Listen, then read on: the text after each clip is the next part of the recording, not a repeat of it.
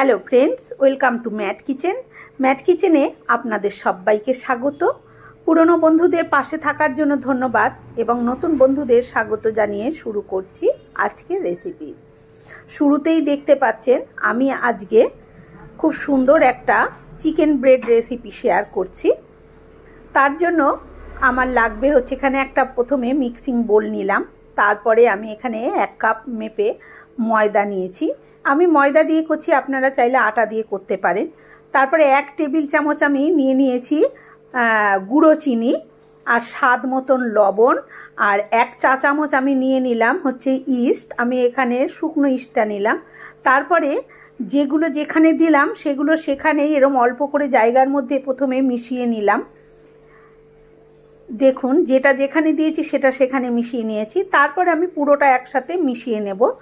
প্রথমে অল্প জায়গার মধ্যে যেটা যেখানে দিয়েছি সেটা মিশিয়ে নিয়ে তারপরে পুরোটা মেশালে ভালো হবে। এবার এখানে ভালো করে মিশিয়ে নেওয়ার পর এখানে আমি দিয়ে দিয়েছি গরম জল, মানে ভালোই ঈষৎ উষ্ণ গরম জল এখানে আমি ব্যবহার করেছি, যাতে আঙ্গুলটা দিলে আঙ্গুলে লাগবে ছ্যাঁকা মতন এরকম গরম জলই কিন্তু এখানে আমি ব্যবহার করেছি। খুব একদম আঙ্গুল চুবিয়ে রাখা যাবে সেরকম নয়।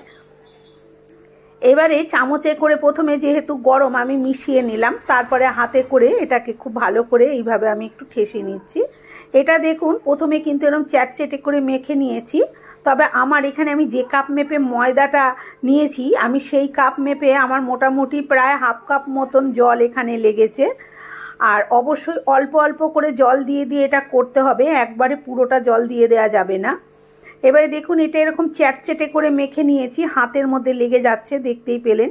এবারে এখানে আমি 1 টেবিল চামচ তেল দিয়ে দিলাম, সাদা তেল দিয়ে খুব ভালো করে এইভাবে আমি মেখে নেব আর মিশিয়ে নেব। এবারে কি হবে যে পাত্রটার গায়েও আর কিছু লেগে থাকবে না, আর হাতেও কিছু লাগবে না। খুব সুন্দরভাবে কিন্তু এটা এই যে মাখা হয়ে গেছে দেখুন, আর কোনো হাতেও লাগছে না, কোনো পাত্রটার গায়েও কিন্তু লেগে নেই।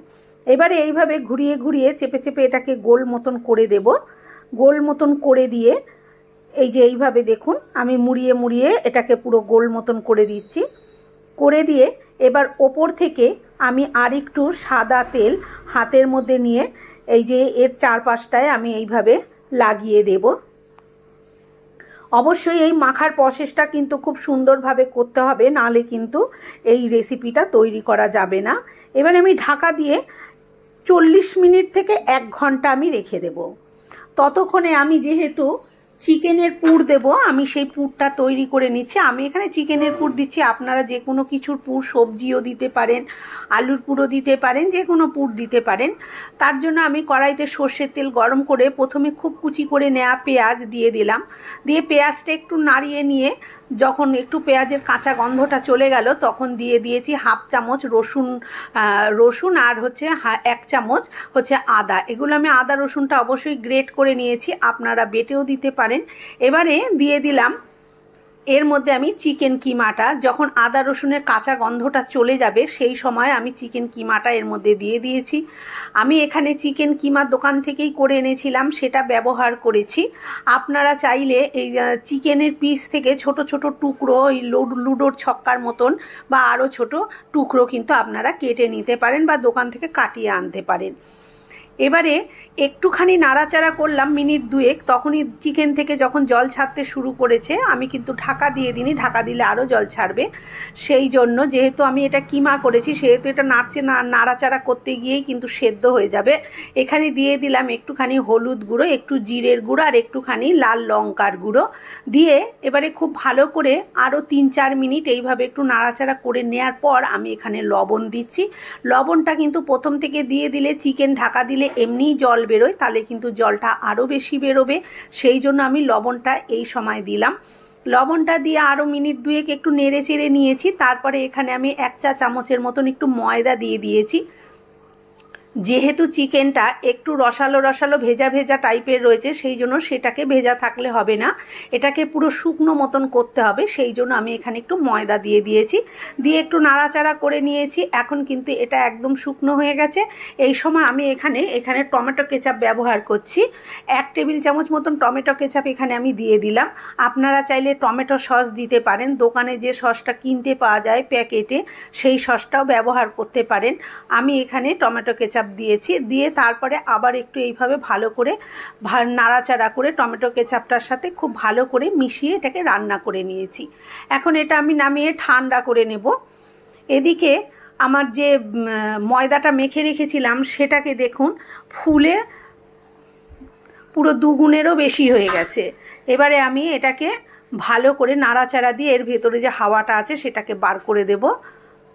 দেখুন প্রচুর জালিদার তৈরি হয়েছে, একদম বুঝতেই পাচ্ছেন আশা করছি। খুব ভালোভাবে এটাকে নাড়াচাড়া দিয়ে এটাকে আমি ঠেসে আর একটু ভালো করে মেখে নেব। আর খুব সুন্দর কিন্তু এটা সেটও হয়ে গেছে।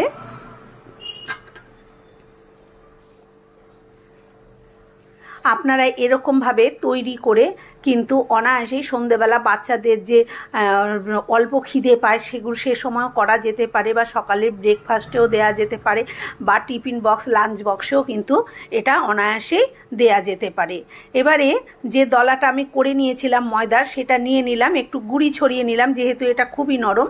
তারপরে এই দলাটাকে আমি ছুরির সাহায্যে 2টো টুকরো করে নিয়েছি, কারণ আমার 2টো পার্টই লাগবে, সেই জন্য আমি 2টো করে নিয়েছি।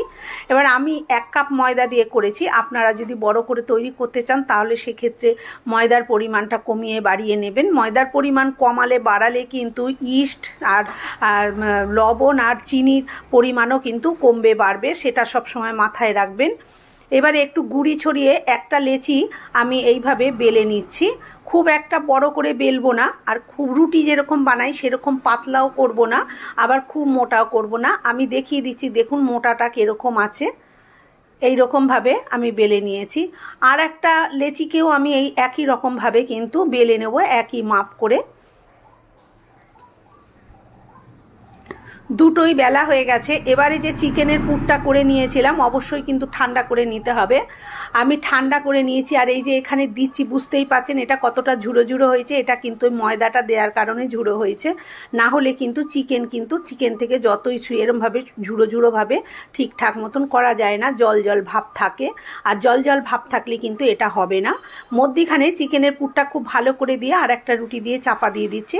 বন্ধুরা এখানে আর একটা কথা বলি, এই চিকেনের পুরটার ওপরে আপনারা যে কোনো সবজি দিতে পারেন, ধরুন বাঁধাকপি, গাজর, ক্যাপসিকাম, এগুলো কুচিয়ে খুব জিরি করে কুচিয়ে আপনারা কিন্তু দিতে পারেন। আমি দিইনি, যেহেতু আমাদের এগুলো খুব একটা পছন্দ করে না তাই আমি দিইনি।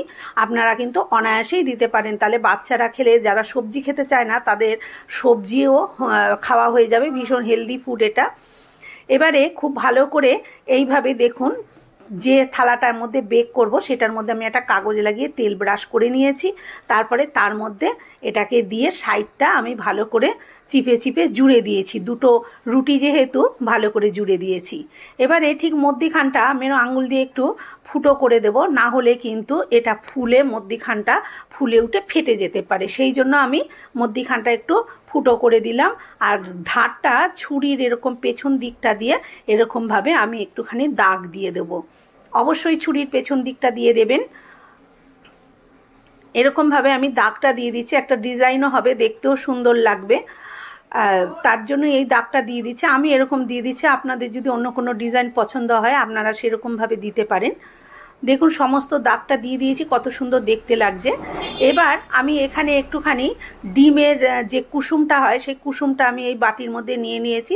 সাদা অংশটা কিন্তু নিইনি, শুধু কুসুমটা নিয়ে খুব ভালো মতন কুসুমটাকে ফেটিয়ে নিয়েছি, আর ব্রাশের সাহায্যে এই ওপরটা এরকমভাবে আমি ব্রাশ করে দিলাম। পুরোটাই কিন্তু এরকম খুব ভালো করে ব্রাশ করে দিচ্ছি। এতে কি হবে, এটা কিন্তু খুব সুন্দর রকম রং আসবে। এদিকে দেখুন আমি কড়াই ফ্রি হিট করতে আগে থেকেই বসিয়ে দিয়েছিলাম। 10 মিনিট মতন কড়াইটা খুব ভালোভাবে গরম করে নিয়েছি। তারপরে একটা এরকম কাগজ দিয়ে দিয়েছি, এগুলো লেখা কাগজ, এগুলো কোনো কাজে লাগবে না তাই সেগুলো দিয়ে দিলাম।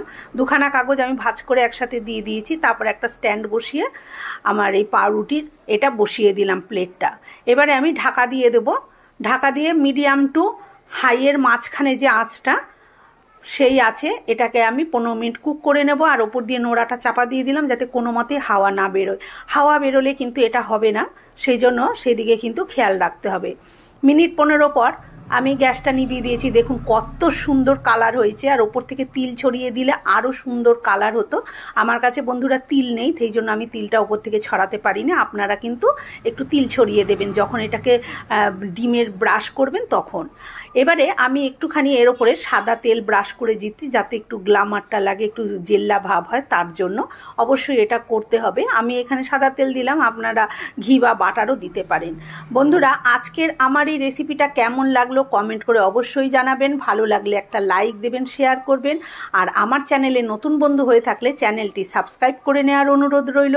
পাশে থাকা বেল আইকনটা অবশ্যই প্রেস করবেন, কারণ আমি যখনই কোনো নিত্য নতুন রেসিপি শেয়ার করব নোটিফিকেশন আপনাদের কাছে পৌঁছে যাবে সবার আগে। কাগজটা দেখেছেন কীরকম পুড়েছে? ওই কাগজটা ওরকমভাবে পোড়ার কারণেই কিন্তু এর ওপরে এত সুন্দর কালারটা এসেছে। মাইক্রো ওভেনে দিয়ে করলে যেরকম কালার আসে ঠিক সেরকম পারফেক্ট কালারটা এসে গেছে। আর ধারটা আমি টিপে দেখাচ্ছি, দেখুন কতটা নরম হয়েছে।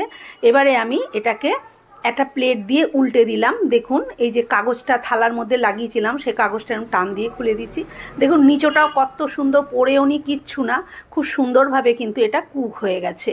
এবারে আমি একটুখানি কেটে দেখাচ্ছি, আমি ছুরি দিয়ে কেটে দেখাচ্ছি। এটা কিন্তু হাতে করে টানলেই ছিঁড়ে যায়, ভীষণ নরম আর ভীষণ সফট, খুব ইজি। এই যে কাটছি বুঝতেই পাচ্ছেন, দেখুন পুরটা আমি যতটা দিয়েছি ঠিক ততটাই খুব সুন্দরভাবে দেখুন বসে গেছে। আর এই পাউরুটিটা পুরো ভেতরটা জালিদার তৈরি হয়েছে, যেরকম দোকান থেকে আমরা পাউরুটি কিনে নিয়ে এসে ছিঁড়ি যেরকম দেখতে লাগে ঠিক দেখুন সেরকম